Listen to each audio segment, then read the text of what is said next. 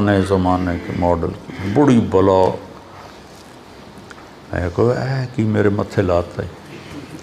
खैर हम निकले तो एक चौक से हम क्रॉस करने लगे तो एक बद्दू ने गाड़ी ना, उसका इशारा बंद था लेकिन उसने गाड़ी काफ़ी आगे खड़ी कर दी।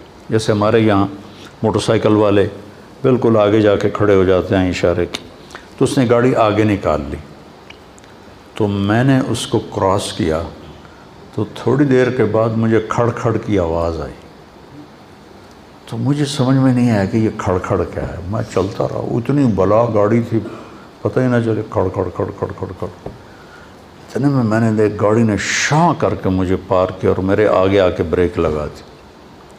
ब्रेक लगाई तो उसमें वो बद्दू, उसको मैंने देख लिया था, वो आगे उससे मैं क्या कुछ हो गया। क्या हुआ था कि मेरी गाड़ी का